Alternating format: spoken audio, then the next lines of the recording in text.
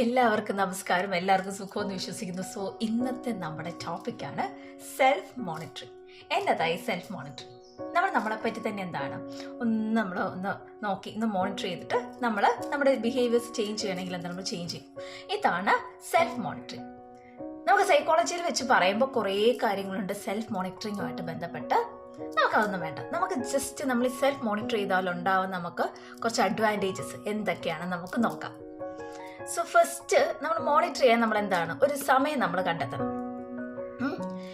എൻ്റെ ഒരു പേഴ്സണൽ അഭിപ്രായത്തിൽ വൈകുന്നേരങ്ങളാണ് നല്ലത്.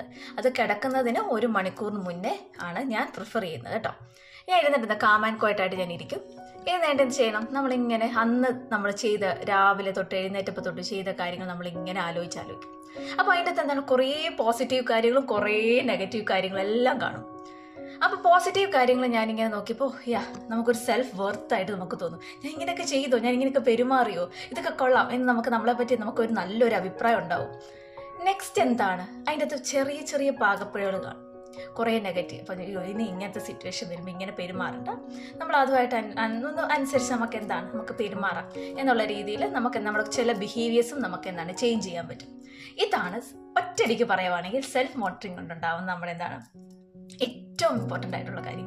നമ്മുടെ പോസിറ്റീവ് കാര്യങ്ങളും നമ്മുടെ നെഗറ്റീവ് കാര്യങ്ങളും നമുക്ക് പെട്ടെന്ന് നമ്മൾക്ക് ഒരു അവയർനെസ് കിട്ടും, നമ്മൾ അവെയർ ആവും. ഇതൊക്കെ നമ്മൾ നോക്കിക്കഴിയുമ്പോൾ നമുക്ക് നമ്മുടെ പേഴ്സണൽ ഗ്രോത്ത് നമുക്ക് ഉണ്ടാവും. നമുക്ക് പേഴ്സണൽ ഗ്രോത്ത് നല്ല രീതിയിൽ നമ്മുടെ പേഴ്സണൽ ഗ്രോത്ത് ഒക്കെ ഇങ്ങനെ കയറിപ്പോവും കേട്ടോ.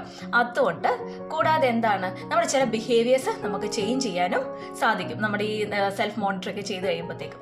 കൂടാതെ മറ്റുള്ളവരുമായിട്ട് നമ്മുടെ ചുറ്റുപാടുള്ളവരുമായിട്ടുള്ള നമ്മുടെ റിലേഷൻഷിപ്പ് ഇംപ്രൂവ് ആക്കാനും വളരെ ഒരു ഹെൽപ്ഫുൾ ആയിട്ടുള്ളൊരു കാര്യമാണ് സെൽഫ് മോണിറ്ററിങ്. സോ ഇത് ചെറിയൊരു കാര്യമാണ്.